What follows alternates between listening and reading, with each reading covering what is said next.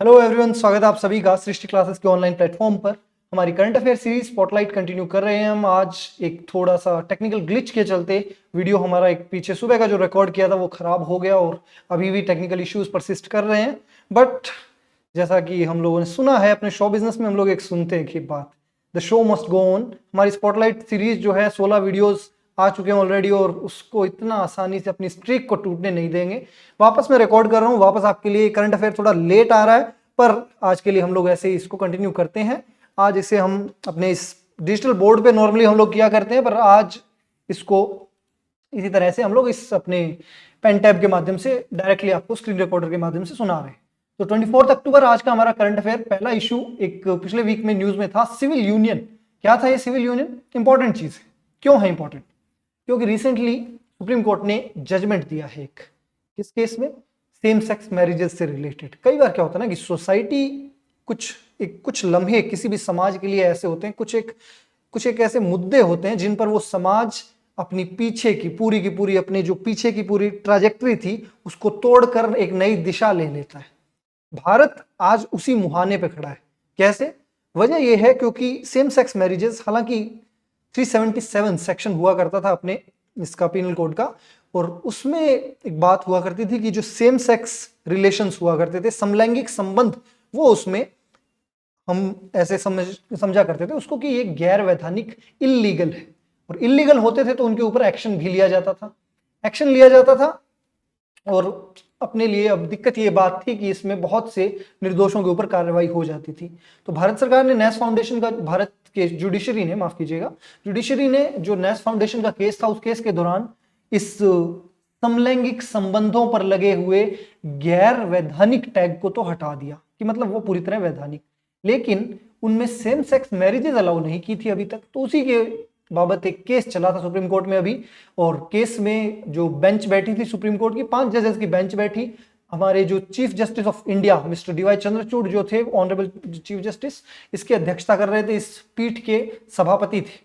और उन्होंने ये निर्णय दिया, इस पीठ ने मिलके, कि सेम सेक्स मैरिज के लिए अभी हम लोग इनको प्रोवाइड नहीं करवा सकते। क्यों नहीं करवा सकते? 2 मेन वजह दी।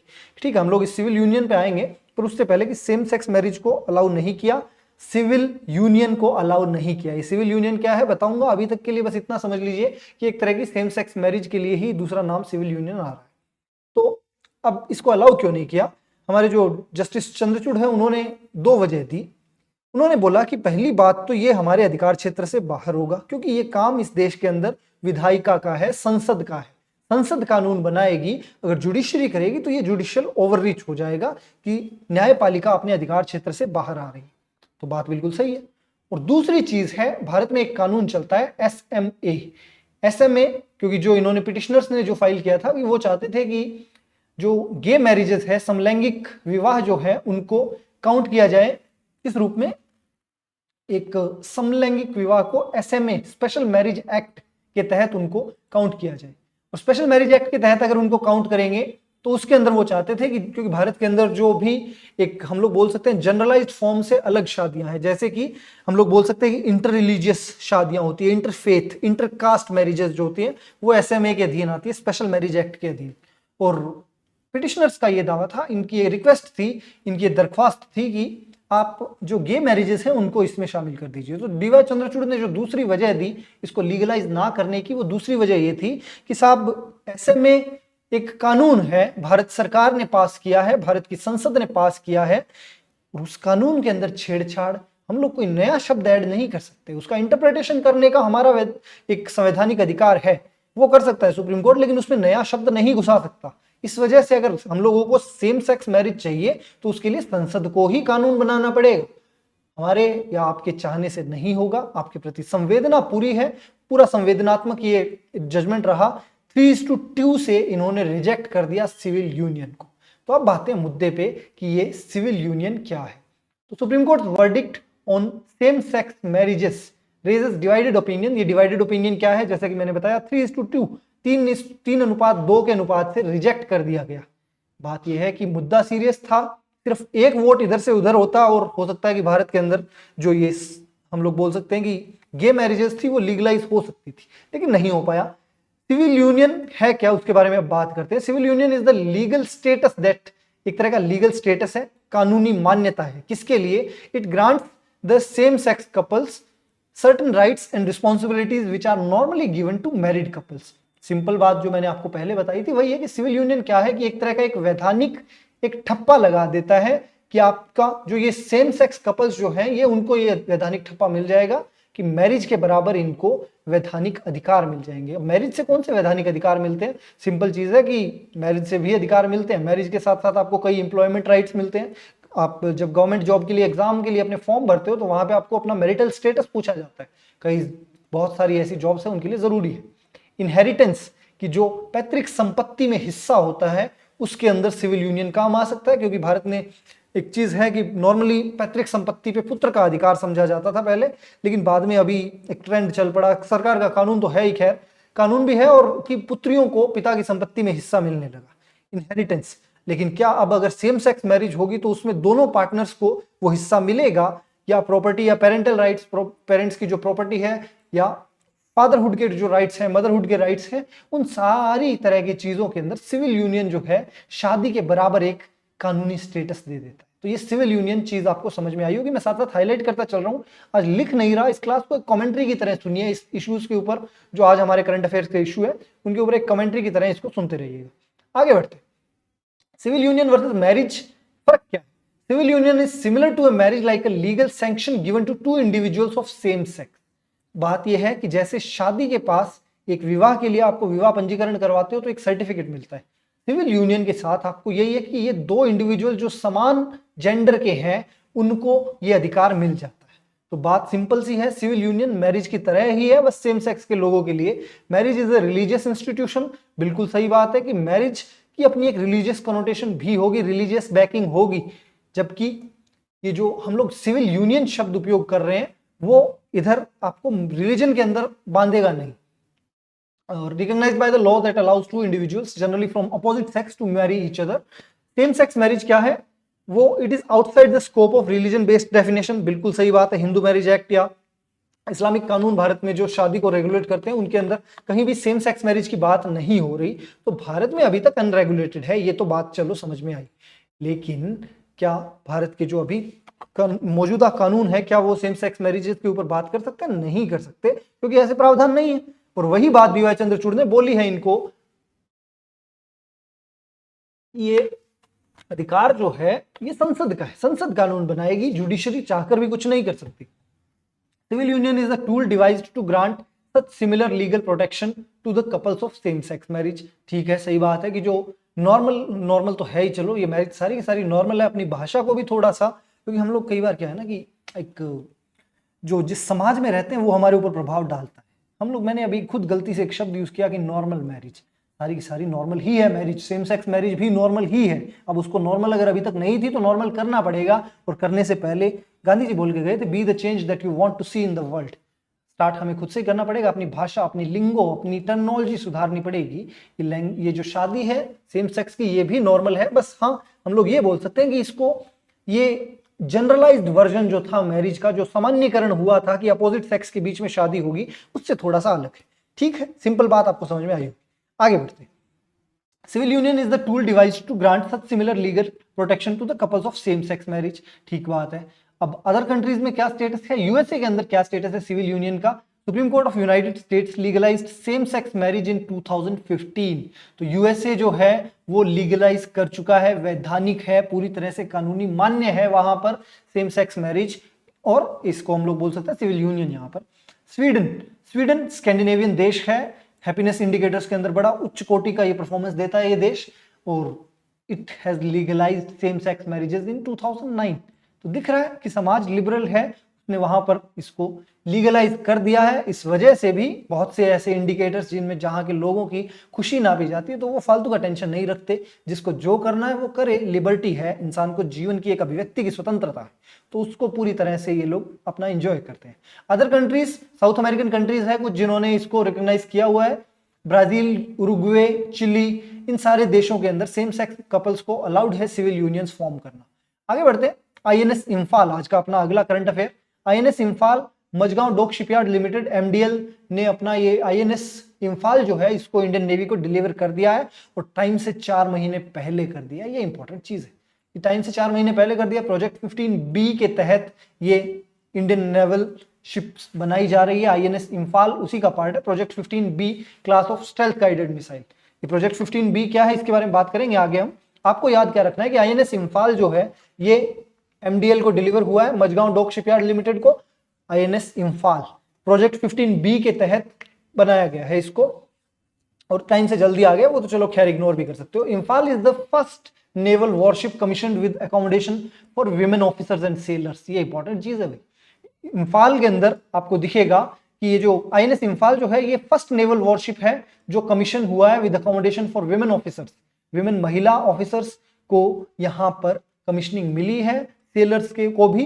और it can accommodate a crew of 312 persons, has an endurance of 4000 nautical miles. आगे बढ़ते हैं। प्रोजेक्ट 15B क्या है उसके बारे में और चर्चा करते हैं। प्रोजेक्ट 15B जो है ये जनवरी 2011 के अंदर एक कॉन्ट्रैक्ट साइन हुआ था जिसमें कोलकाता क्लास से एडवांस लेवल के जो हमारे एक INS अपने को एक प्रोवाइड करवाए जाने वाले थे इंडियन नेवल शिप्स।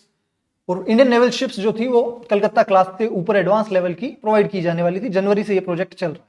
इस प्रोजेक्ट 15B की एक INS विशाखापट्टनम वो जो थी वो फर्स्ट शिप थी जो कमीशन हुई थी नवंबर 21 2021 को। सेकंड शिप इसकी INS मोर्मुगांव जो कमीशन हुई थी दिसंबर 18 2022 को। इसकी चौथी शिप INS सूरत। INS सूरत पिछले साल 17 मई को लॉन्च की गई, और एक हम लोग अभी देख ही चुके हैं कि जो अभी मोर्मुगांव को INS इम्फाल दी गई है वो उसकी बात हम लोग कर ही चुके हैं। तो प्रोजेक्ट 15B किससे संबंधित है ये आपको याद रखना है कि इंडियन नेवल शिप्स हैं, इनको डिलीवर किया जा रहा है। किसको किया जा रहा है कि अलग अलग लोकेशंस पे आपको दिख रहा है। नाम बता ही चुका हूं मैं। INS विशाखापट्टनम की बात की, INS मोर्मुगांव की बात की है, INS सूरत की हमने बात की, और उसके अलावा एक INS जो अभी करंट वाला अपना INS इम्फाल उसकी बात की। Operation Chakra second. Operation Chakra second क्या है? ये एक ऑपरेशन है, CBI एग्जीक्यूट किया है, CBI ने इसको एग्जीक्यूट किया है against the organised cyber enabled financial crimes. Cyber crimes के अगेंस्ट CBI का एक स्पेशल ऑपरेशन है, ऑपरेशन चक्र सेकंड। सेकंड है तो यानी कुछ फर्स्ट भी होगा, उसके बारे में भी बात करेंगे, लेकिन पहले इसी की बात कर लेते हैं। चक्र सेकंड साइबर क्राइम्स के against cyber enabled financial crimes के लिए CBI ने आयोजित ये मतलब एक ऑपरेशन चलाया है। माइक्रोसॉफ्ट और Amazon जैसी प्राइवेट कंपनीज के साथ में मिलकर इसको इलीगल कॉल सेंटर्स को टारगेट करने के लिए, फाइनेंशियल क्राइम्स को टारगेट करने के लिए इन्होंने ये ऑपरेशन चक्र डिजाइन किया है, डेवलप किया है और अब इसको एग्जीक्यूट किया जा रहा है। चक्र 1 जिसके बारे में मैंने पहले आपको बोला, ये 2022 में CBI द्वारा एक और ऑपरेशन चलाया गया था जिसका नाम था चक्र 1। चक्र 1 2022 में आया था वापस CBI के द्वारा, पर उसमें CBI के साथ थी Interpol, international police, the FBI, Federal Bureau of Investigation, United States of America का FBI बड़ा फेमस है, इनफेमस है कह सकते हैं हम लोग, और पुलिस फोर्सेस जो है अलग अलग कंट्रीज की वो इनके साथ कोलैबोरेट करती है, कोऑर्डिनेट करती है। चक्र 1 को बहुत अच्छे से CBI ने एग्जीक्यूट किया था और उम्मीद है कि समझ में आ रही होगी स्टोरी आपको। चक्र 2 जो है वो सिंपल याद रखना है एक चीज, फाइनेंशियल क्राइम साइबर बेस्ड जो है उनको टारगेट कर रहा है CBI। अगला, united nation relief and works agency for Palestine refugees.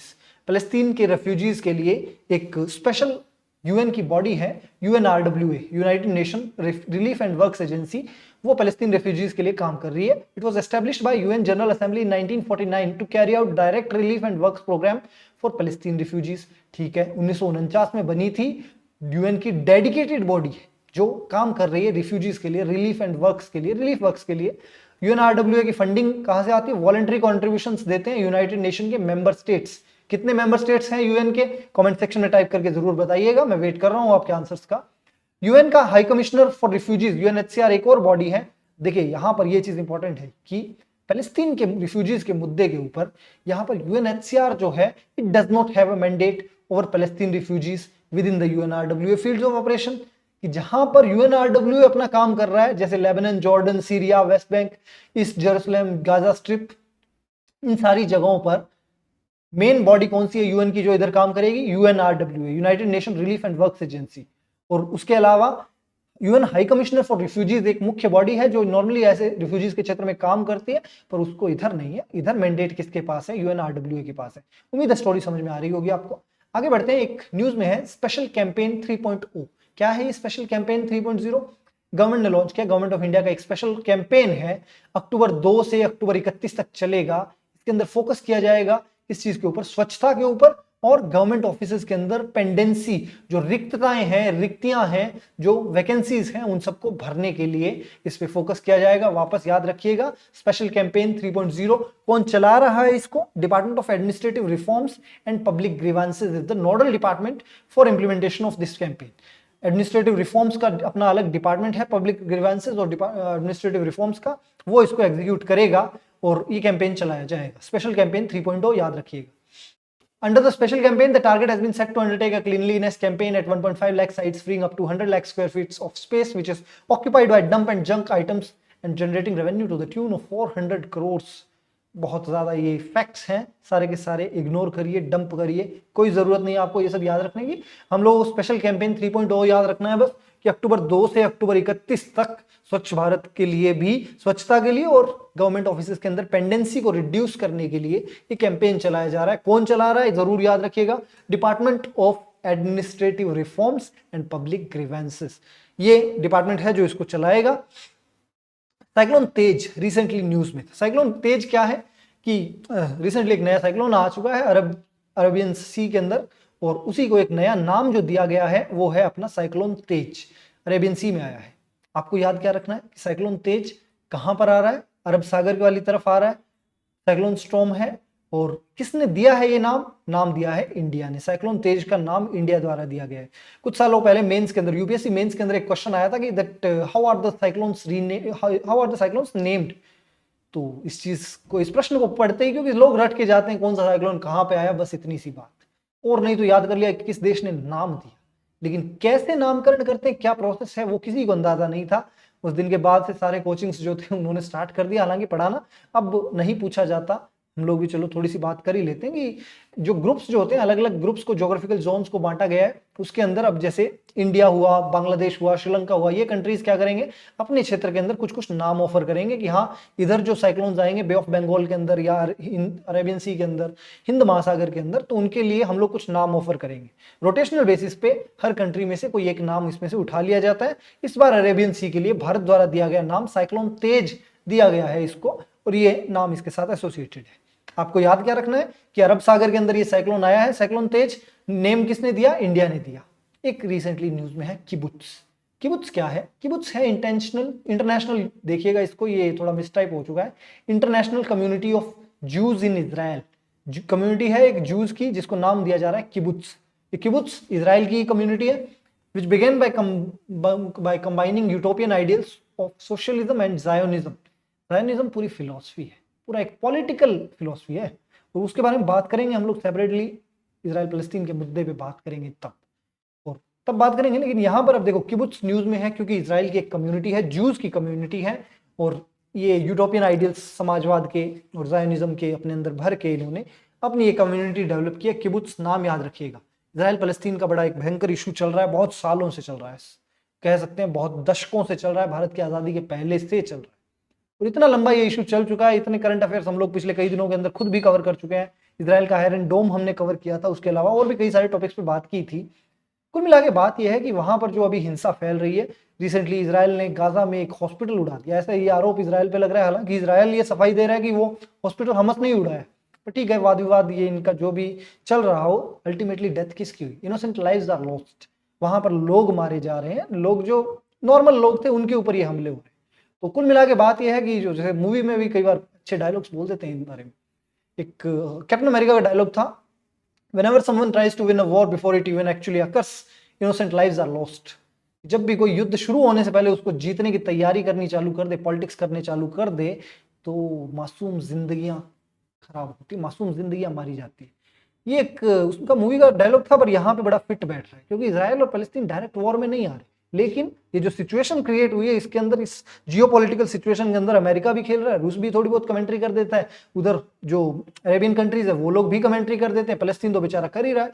और बात वो है कि दूसरी तरफ ये जो आतंकवादी गुट हो जैसे कि हमस इधर इजराइल को उड़ा ही चुका है। इजराइल का अच्छा खासा नुकसान उन्होंने किया। उस दिन वो हम लोगों ने बात की थी कि 20 मिनट में लगभग 5000 रॉकेट्स छोड़ दिए गए थे, जिससे भारी नुकसान हुआ था। वो सारी चीजें हैं अल्टीमेटली एक ही वर्ड आता है, वायलेंस।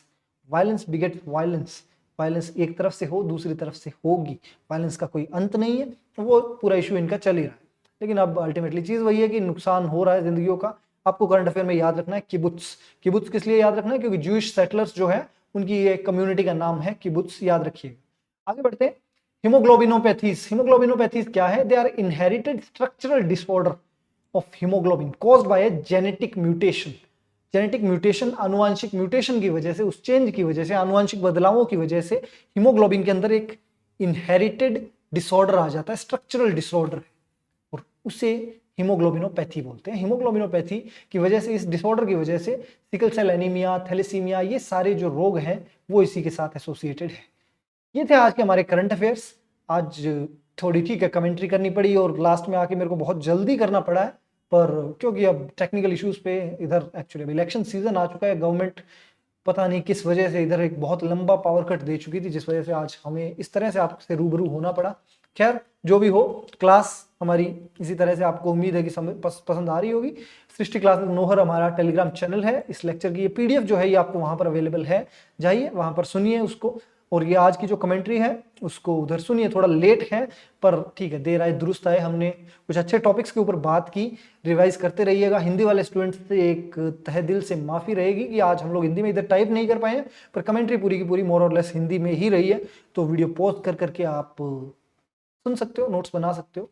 हालांकि आज काफ़ी मुझे खुद को लग रहा है कि आवाज़ काफ़ी आज फास्ट रही है हमारी, काफ़ी पेस से हमने आज का लेक्चर कवर किया है। तो आपको कुछ लोग 1.5x 2x लगा के सुनते थे, तो आज उनको शायद ज़रूरत नहीं पड़ी होगी। छोटा करंट अफेयर रहा, छोटी वीडियो रही, ज़्यादा लंबा नहीं खींचा।